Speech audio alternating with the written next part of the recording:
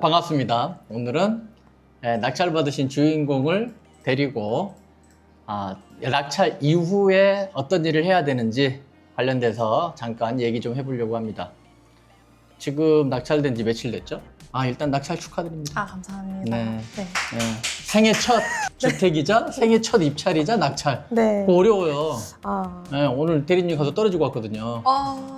네, 쉬운 거 아니에요. 쉬운 거 아니에요. 네. 진짜로. 낙찰 받는 거 어려워요. 대단한 겁니다. 첫 입찰에 첫 낙찰. 그 다음에 첫 주택. 생애 최초. 네. 뭐 다 가졌네. 그죠? 이제 뭐만 있으면 돼요? 돈이요. 네, 이제 돈만 있으면 되지. 네. 여기 뭐 그런 거지. 먼저 요거 낙찰을 받으면요. 낙찰 받은 날 다음 날부터 이거 좀 볼까요? 법원 경매정보 사이트 있어요. 네. 여기를 들어가면 이렇게 나와요. 이렇게 여기 보시면 로그인 안 해도 돼요.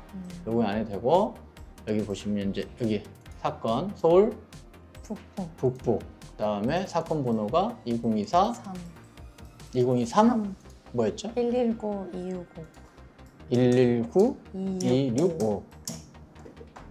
그래서 검색 이렇게 누르면요. 네. 이렇게 세 가지가 나와요. 네. 사건 내역, 기일 내역, 문건 송달 내역. 그러면 사건 내역은 세 건 내역은 이렇게 지금 나와 있는 거. 네. 지금 이제 경매 진행됐던 것들이 나오고요. 그 다음에 여기 기일 내역 보면 지금 여기 보면 매각됐다고 2억 1,627만 880원. 네. 기가 막히게 썼어요. 네. 그날 아침에 얼마 생각했어요? 2억 600이요. 진짜? 네. 내가 2억 1,000만 넘기라 그랬는데 네. 근데 2억 600? 그래서 선생님한테 전화를 드리고 어. 선생님이 1,000은 넘겨야 될 것 같다 하셔서 제가 6은 가져가야 될 것 같아서 그래서 2억 1,600? 2억 1,600. 어우. 근데 제가 처음대로 했었으면 2억 1,200이라 100만 원 네. 차이로 떨어졌을 거예요. 그렇죠. 네. 잘 받았습니다. 아무튼 다시 한번 축하드립니다. 감사합니다. 네, 금액은 너무 잘 썼어. 네, 금액은 여기까지만 좋고 이제 그 다음부터 이제 슬픔이 너무 이제 시작이에요. 이제 시작입니다. 이제 시작. 네. 경매는 받으면 이제 시작이에요 원래. 낙찰 받은 순간만 딱 좋아. 네. 그날만. 네, 딱 그리고 3시간. 네. 이제 뭐 그런 것들이죠. 그 다음에 이제 매일 하라는 게 이겁니다. 문건 송달 내역 들어가서 매일매일 봐야 돼요. 네. 여기 보시면 여기 5월 20일 날 입찰 조서 제출 이렇게 돼 있잖아요. 네. 4월 8일, 5월 20일 매일매일 들어가서 여기 혹시 지금 여기 보면 여기 문건 처리 내역 있죠. 네. 여기에 들어오는 거, 음. 요 법원으로 이 물건과 관련해서 그러면 나 말고 예를 들면 채무자가 네. 어떤 일 때문에 뭐 돈을 갚는다든가 뭐 어떤 일 때문에 하면 여기다 문서를 뭘 냈겠죠. 네. 그럼 저기 바로 떠요. 네. 이게 5월 며칠 20.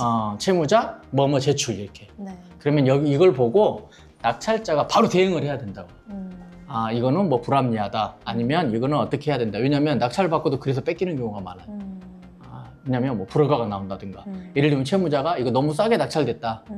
뭐 감정평가가 저평가됐으니까 다시 해달라. 뭐 이런 네. 걸 낸다든가. 그냥 막 집어넣어요. 아니면 어떤 경우는 뭐 유치권도 들어오기도 하고. 그러면은 이제 이 사법보좌관이 네. 재판부에서 고민을 하다가 불허가를 내린다고요. 경매를 다시 해라. 네. 지금 내일이죠. 네. 매각 허가 결정이. 네. 근데 지금 허가 결정까지 뭐 특별한 게 없네요. 없네요. 없으니까 내일은 뭐 특별한 게 없으면 그냥 허가가 나오겠죠. 그러니까 그런 걸 봐서 혹시 몰라서 여기에 어떤 서류가 들어오는지 안 들어오는지를 확인해 보라고 네. 보라고 하는 거예요. 그리고 밑에는 송달 내역은 나간 거 법원에서 1월 20일 이후에 뭐 나간 게 없죠. 네. 그럼 아무 문제가 없다는 얘기예요. 일단. 그래서 매일매일 봐야 돼요. 언제까지 봐야 되냐? 허가 결정되고 돈 낼 때까지는 그래도 수시로 봐야 돼요. 네. 그러니까 허가 결정 나기 전까지 오늘까지는 매일 봐야 되고 네. 허가 결정이 떨어진 다음에는 뭘 내기가 좀 힘들어요. 네. 왜냐하면 낙찰 금액의 10%를 내야 돼요. 어떤 서류를 내려면. 그러고 나서 그 서류가 가짜로 밝혀진 보증 몰수당하니까 아무래도 내는 게 힘들겠죠. 네. 그래서 꼭 요거 보시라는 거 항상 습관적으로 네. 5월 여기 제일 중요합니다. 요거 보라고 한 거예요. 근데 특별히 한 게 없네요.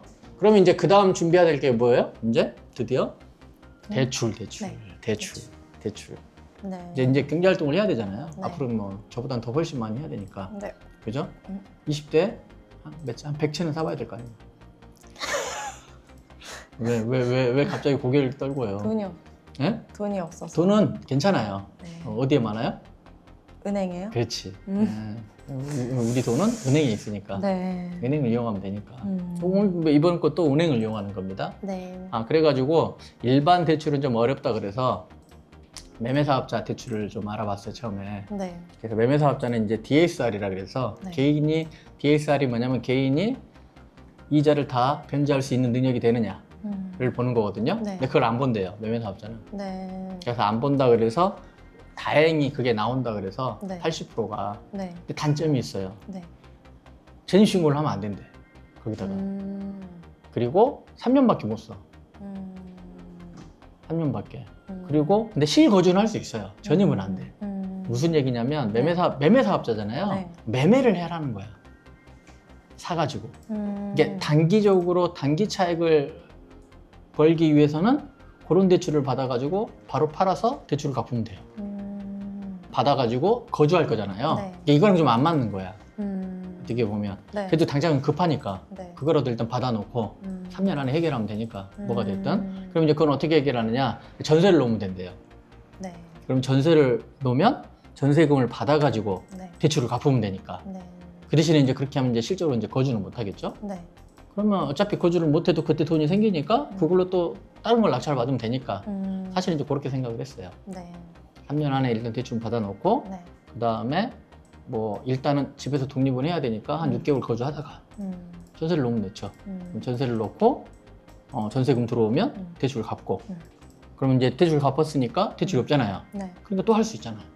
다른 거 일단 그거는 전세로 킵해놓고 네. 나중에 LH에서 보상 나오면 그때 받으면 되니까. 그죠? 네. 전세는 잊어버리고 있다가 네.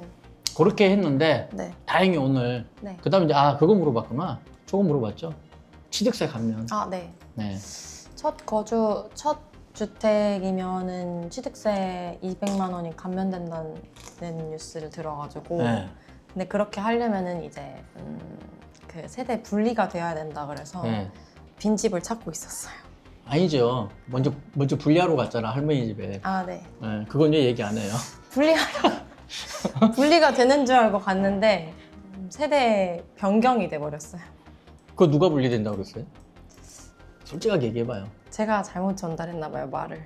누구한테? 그 동사무소 주민센터에. 거기 직원이 네. 된다 그래가지고 얼른 가서 잽싸게 했구나. 네. 나 모르게. 네. 그죠? 그랬더니 세대주가 됐죠. 응? 네. 빈집은 찾았어요? 아니요. 못 찾았어요? 네. 어떻게 집도 꽂아야 되나? 네. 그게 허가 결정일 나기 전에만 빈집으로 전 세대 분리를 해놓으면 되는 거예요? 누가 그래요? 저 몰라서. 그렇지는 않고요. 네. 대출 받기 전까지만 하면 되는데 사실 매매사업자를 내면 네. 필요 없어요. 아까 매매사업자를 내면 네. 어차피 생애 최초는 힘들어요.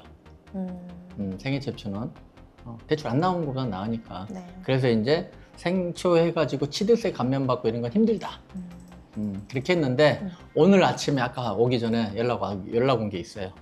자, 개인 대출이 가능할 것 같다. 답신이 왔어요. 즉 개인 대출이 가능하면 뭐가 좋냐? 네. 아까 있던 3년이라는 굴레가 없어지고 여기 네. 보시면 여기 써있죠. 뭐라고 되어 있어요?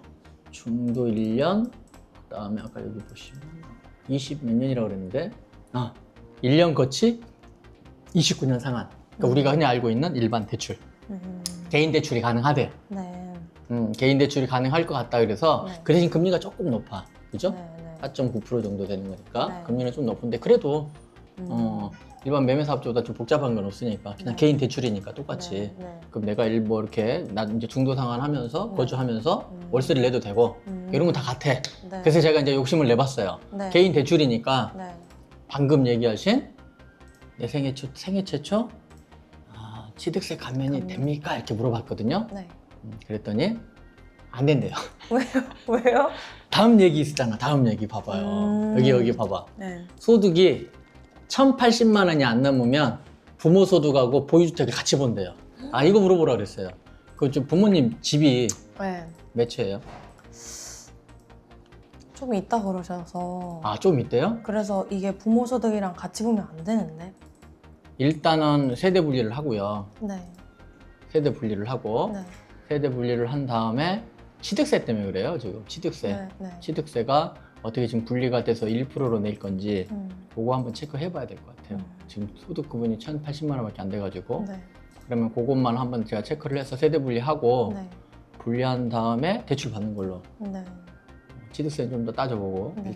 일단 대출이 중요하니까 그래서 일단은 낙찰가액 80% 그러니까 1억 7,200까지 나온대요. 일단 대출은 나오는 걸로 네, 네. 뭐 내일이라도 당장 쓰자고 하더라고요. 네. 그럼 세대 분리를 좀 빨리 해야 되거든요. 네.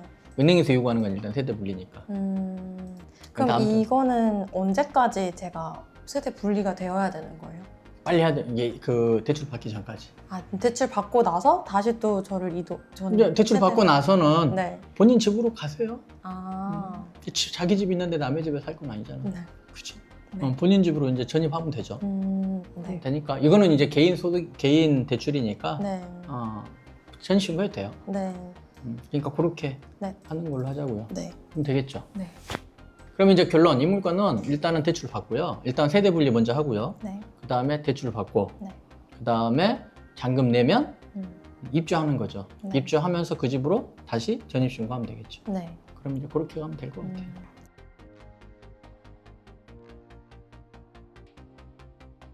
잔금은 며칠 날까지 확정일자 정해지고 이게 이제 허가 확정 정해지고 다시 네. 일주일 후. 네. 그럼 언제예요? 27일에다가 7일 더하면 34일이니까 6월 한 3일? 6월 3일. 근데 6월 3일 빨간 날이잖아요. 네. 선거. 네. 그럼 4일까지. 그럼 4일 이후에 집으로 네. 아마 할머니 집으로 올 거예요. 네. 거기. 저기가 그게 네. 돈 내라고. 네. 그럼 그때부터 한 달. 6월 말까지나 되겠죠? 근데 네. 이제 은행에다 미리 자서를 써놓으면 네. 자서를 다 써놓으면 이제 은행에서 그 날짜 봐가지고 이렇게 자서 써놓는데 돈이 바로 나오는 건 아니거든요. 네. 근데 돈 나오는 날을 이제 보통 기표 날짜라 그래요. 네. 그게 이제 보통 확정된 다음 뒤에 음. 날짜가 이제 은행에서 잡아요. 그럼 음. 요날 그럼 법무사가 있거든요. 그럼 법무사한테 전화가 와. 음. 나머지 돈 넣으시라고 자기들 통장에다. 네. 그럼 자기들이 가서 네. 다 해. 그냥 음. 다 해가지고 집으로 이제 저 보내줘. 등기부, 음. 등기 권리증이랑 해가지고 네. 집 소유 네. 네. 보내줘요. 네. 그럼 됐죠. 네. 그럼 내 집 생기는 거야. 됐죠? 네. 네. 이상 마치도록 하겠습니다. 네. 감사합니다. 감사합니다. 네.